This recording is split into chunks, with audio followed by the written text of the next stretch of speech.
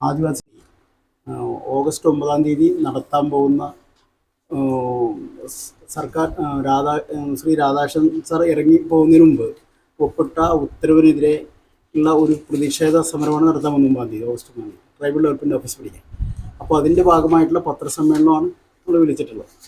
അപ്പോൾ അതിൽ ആദിവാസി സമിതിയെ സംബന്ധിച്ചിടത്തോളം, ആദിവാസികളെ സംബന്ധിച്ചിടത്തോളം അതിൽ നമ്മളൊരു നിലപാടെന്ന് പറഞ്ഞാൽ, നമുക്ക് കോളനി എന്ന പേര് മാറ്റിയതുകൊണ്ടോ അല്ലെങ്കിൽ നമുക്ക് പ്രശ്നമില്ല ഞങ്ങളെ സംബന്ധിച്ചിടത്തോളം.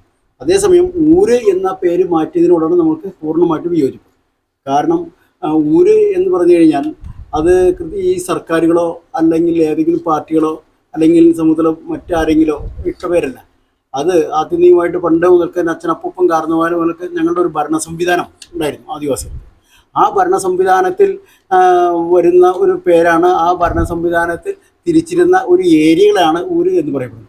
അപ്പോൾ അത് ഞങ്ങളുടെ അസ്തിത്വത്തെ തന്നെ ബാധിക്കുന്നതാണ്, നമ്മുടെ സ്വത്താണ് അത്. ആ പേരാണ് മാറ്റിമറിക്കപ്പെടുന്നത്. അപ്പോൾ ഈ ഊരുമാറ്റത്തിൽ കൃത്യമായിട്ടും ഊരുകളുടെ പേര് മാറുക മാത്രമല്ല, നേരെ മറിച്ച് ഒരു സാമൂഹ്യ അവകാശത്തിൻ്റെ ഒരു ലംഘനം കൂടി ആരംഭിക്കാൻ പോകുന്നു എന്നുള്ളതാണ് അതിൻ്റെ ഏറ്റവും വലിയ എടുക്കുന്നത്. ഇതേപോലെ തന്നെ പണ്ട് നേരത്തെ 1980-ൽ പട്ടികജാതി പട്ടികവർഗം വരുന്നതിന് മുമ്പ് ഹരിജൻ ഗിരിജൻ എന്ന പേര് നാമധേയത്തിലായിരുന്നു ആദിവാസികളെയും അതോടൊപ്പം തന്നെ പട്ടികജാതികരും അറിയപ്പെട്ടിരുന്നത്. അപ്പോൾ 80-ലാണ് ആ പേരുമാറ്റം നടക്കുന്നത്. ആ 80-ൽ ആ പേരുമാറ്റം നടക്കുന്ന കാലഘട്ടത്തിൽ തന്നെയാണ് ഫോറസ്റ്റ് ഡിപ്പാർട്ട്മെൻറ്റിൻ്റെ കൺസർവേഷൻ ആക്ട് നിലവിൽ വരുന്നത് 1980. ആ കൺസർവേഷൻ ആക്റ്റും ഈ പേരുമാറ്റവും വന്നതിന് ശേഷം ആ കൺസർവേഷൻ ആക്ട് നടപ്പിലാക്കിയപ്പോൾ വനാന്തരങ്ങളിൽ താമസിച്ച് ജീവിക്കുന്നതിനുള്ള, വനവിഭവങ്ങൾ ശേഖരിക്കുന്നതിനുള്ള, താമസിക്കുന്ന എല്ലാവിധ സൗകര്യങ്ങളും അവകാശവും ഉണ്ടായിരുന്ന ഞങ്ങൾക്ക് 80-ലെ പേരുമാറ്റത്തോടുകൂടി സർക്കാർ ഈ കൺസർവേഷൻ ആക്ട് പ്രകാരം അവിടെയൊക്കെ ജെണ്ട കെട്ടി ആദിവാസി ഭൂമിയും വനഭൂമിയും തിരിക്കുകയും വനത്തിൽ നിന്ന് ആദിവാസികളെ പൂർണ്ണമായിട്ടും പുറത്താക്കുകയും ചെയ്തു. അപ്പോൾ അതാണ് അന്നത്തെ പേരുമാറ്റം നടന്നത്. എന്ന് പറഞ്ഞ പോലെ 2024 പേരുമാറ്റത്തിന് മുമ്പ് തന്നെ 2023 സെൻട്രൽ ഗവൺമെൻറ് ഒരു അന്നത്തെ 1980-ലെ കൺസർവേഷൻ ആക്ടിൻ്റെ അമെൻമെൻറ്റ് ആക്ട് കൊണ്ടുവന്നിട്ടുണ്ട് 2023 ജൂലൈയിൽ. ഈ പേരുമാറ്റം നടക്കുന്നത് ആ ആക്ട് നടപ്പിലാക്കണമെങ്കിൽ വനത്തിൽ നിന്ന് ആദിവാസികൾ പൂർണ്ണമായി മാറ്റുക മാത്രമല്ല, സ്വകാര്യ പങ്കാളിത്തത്തോടുകൂടി വനത്തെ ടൂറിസം നടപ്പിലാക്കാൻ സർക്കാർ പോയത്.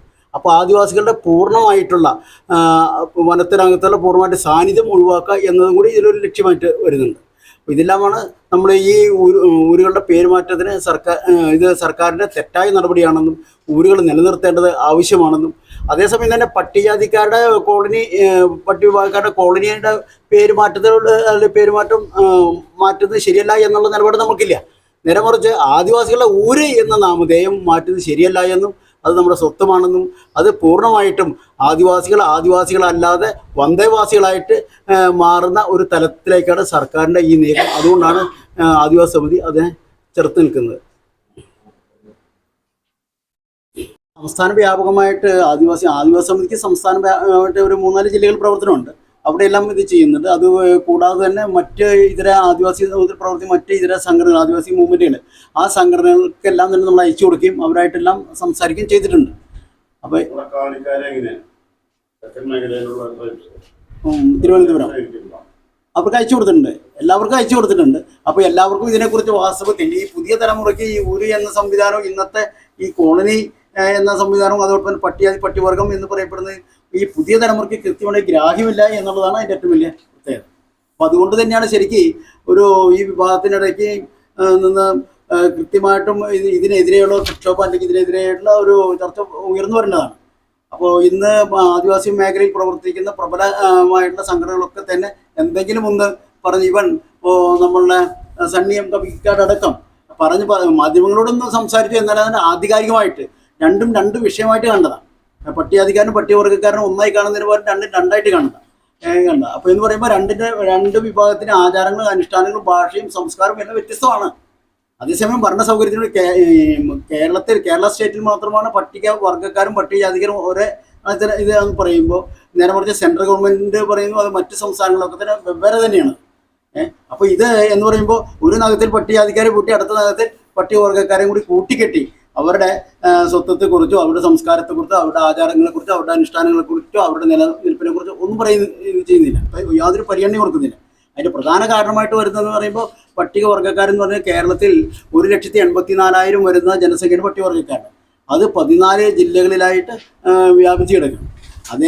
അപ്പോൾ അതുകൊണ്ട് തന്നെ ഇവരൊരു വോട്ട് ബാങ്ക് രാഷ്ട്രീയത്തിൽ പ്രാധാന്യം അർഹിക്കാത്തത് കൊണ്ട് തന്നെ ഇവരുടെ യാതൊരു അഭിപ്രായങ്ങളും മറ്റു കാര്യങ്ങളും ഒന്നും സർക്കാർ എടുക്കുന്നില്ല, അല്ലെങ്കിൽ രാഷ്ട്രീയ പാർട്ടികൾ എടുക്കുന്നില്ല. അപ്പോൾ അവരെ എന്ത് തീരുമാനിക്കുന്നോ അത് അടിച്ചേൽപ്പിക്കുന്ന ഒരു സമ്പ്രദായമാണ് ഇന്ന് കേരളത്തിൽ നിലവിലുള്ളത്.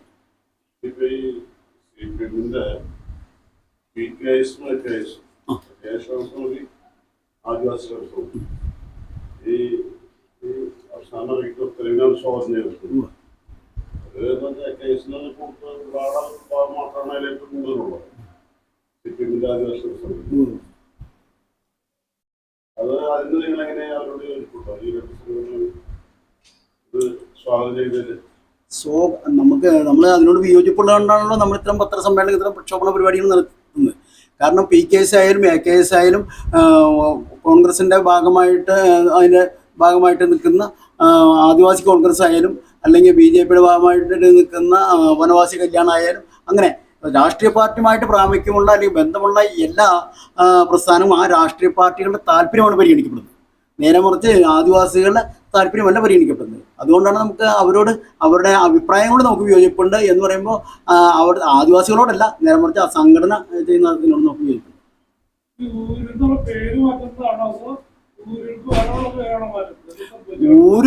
ഊര് എന്ന പേര് ആണ് സർക്കാർ മാറ്റുന്നത്.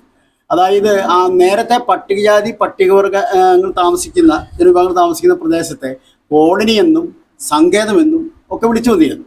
അപ്പോൾ ഈ കോളനി എന്നും സങ്കേതമെന്നും വിളിച്ചു വന്നിരുന്ന ഇതിൽ അപ്പോൾ ആദിവാസികൾ താമസിക്കുന്ന ആദിവാസി കോളനി എന്നും പട്ടികജാതിക്കാർ താമസിക്കുന്ന പട്ടികജാതി കോളനി എന്നും വിളിച്ചിരുന്നു. അപ്പോൾ ഈ കോളനി മാറ്റിയിട്ടാണ് ഇന്ന് ഈ പറയുന്ന പ്രകൃതി ഉന്നതി നഗർ എന്നീ 3 പേരുകൾ സർക്കാർ പറയുന്നത്.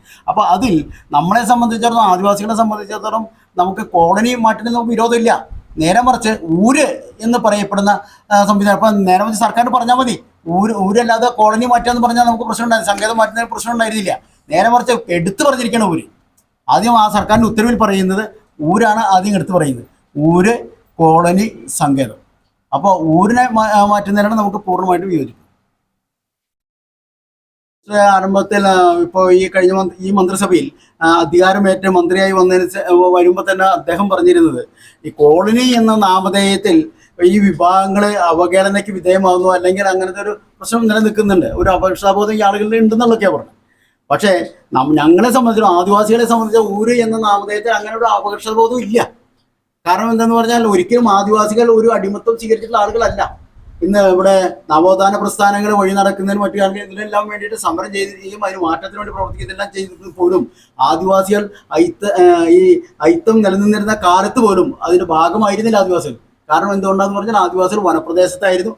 അവർ ഒരു സാർ നേരത്തെ ചോദിച്ച പോലെ ഒരു കാണിക്കാർ എന്ന് പറഞ്ഞാൽ ഒരു രാജകുടുംബമാണ് ആദിവാസികൾക്കിടയിൽ. മന്നന്മാരെന്ന് പറഞ്ഞാൽ ഒരു രാജകുടുംബമാണ്. മലയറിയൻ എന്ന് പറഞ്ഞാൽ രാജകുടുംബമാണ് ആദിവാസികളുടെ ഇടയിൽ. കുറിച്ചി എന്ന് പറഞ്ഞ രാജകുടുംബമാണ്. കുറുമര എന്ന് പറയപ്പെടുന്ന രാജകുടുംബമാണ്. അപ്പോൾ അതുകൊണ്ട് തന്നെ അപ്പോൾ ശബരിമല കേസിൽ മലയാളിമാർ കൊടുത്തിട്ടുണ്ട് അവരുടെ അപ്പോൾ അവരുടെ കുടുംബത്തിന് ഭാഗമായിരുന്നു എന്ന് പറഞ്ഞു. അതേപോലെ തന്നെ കുറിച്യർ നമ്മൾ രാജകുടുംബം എന്ന് പറയുന്നതിൻ്റെ ഏറ്റവും വലിയ ചരിത്രപരമായിട്ടുള്ള തെളിവാണ് പഴശ്ശി രാജാവ് ബ്രിട്ടീഷ് പട്ടാളത്തോട് യുദ്ധം ചെയ്തതിൻ്റെ സഹായം അഭ്യർത്ഥിച്ചത് കുറിച്യർ രാജാവിൻ്റെ ഭാഗമായിട്ടുള്ള അവരുടെ കുറിച്യർ പടയോടാണ് സഹായിക്കുന്നത്. അതെ കുറിച്യർ പടയാണ്. അപ്പോൾ പടയോടാണ് സഹായം. അത് തലക്കൽ ചന്തുവിൻ്റെ നേതൃത്വത്തിലായിരുന്നു ആ കുറിച്യർ പട നിന്നിരുന്നത്. അപ്പോൾ അവരുടെ സഹായം അഭ്യർത്ഥിച്ചത് എന്ന് പറയുമ്പോൾ ഒരു അങ്ങനെ ഒരു ചരിത്രം ആദിവാസികൾക്കുണ്ട്. അപ്പോൾ അതുകൊണ്ടാണ് നമ്മൾ ഈ ഊര് അപ്പോൾ ആ ആദിവാസികൾ അന്നത്തെ രാജഭരണത്തിൻ്റെ ചരിത്രത്തിൻ്റെ ഭാഗമായിട്ട് രാജഭരണത്തിൻ്റെ ഏരിയ തിരിച്ചിരുന്നത് ഊരുകളായിട്ട് എന്ന് പറയുമ്പോൾ നാട്ടുരാജ്യങ്ങൾ എന്നൊക്കെ പറയില്ലേ, അതിന് പകരം വനത്തിനകത്ത് ചെറിയ ചെറിയ ഊരുകളായിട്ട് അവരുടെ പ്രദേശങ്ങൾ വനപ്രദേശങ്ങൾ അങ്ങനെ തിരിച്ചിരുന്നു. അന്ന് മുതലേ നിലനിൽക്കുന്നതാണ് ഈ ഊര് എന്ന് പറയുന്ന സമ്പ്രദായം.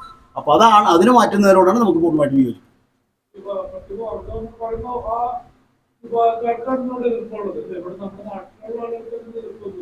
എങ്ങനെ? അതായത് പട്ടികജാതിക്കാർക്ക് അതേസമയം ഊര് മാറ്റത്തിനോട് പട്ടികജാതിക്കാർക്ക് എതിർപ്പുണ്ടാവണമെന്നില്ല. കാരണം എന്താന്ന് പറഞ്ഞാൽ അവരെ സംബന്ധിച്ചിടത്തോളം കോളനി കോളനി എന്ന് പറയുമ്പോൾ ഒരു അവജ്ഞയോട് അല്ലെങ്കിൽ അതിനോട് കാണുന്നവര്. പക്ഷെ പട്ടിക വർഗ്ഗക്കാരെ സംബന്ധിച്ചിടത്തോളം അഭിമാനത്തോടെ കാണുന്നതാണ് ഊര്. കാരണം എന്താ, കാലങ്ങളായിട്ട് എന്ന് വെച്ചാൽ അവരുടെ പാരമ്പര്യമായിട്ട് അവരുടെ രാജഭരണത്തിന്റെ അവരുടെ അധികാരത്തിന്റെ ഭാഗമായിട്ട് നിലനിൽക്കുന്ന ഒരു പേരാണ് അവർ. അപ്പൊ അതുകൊണ്ടാണ് അവർക്ക് അതിന് വിഷമം. ഊരുന്നാണ് കഴിഞ്ഞ കാലങ്ങൾ ഉപയോഗിച്ചിരുന്നത്.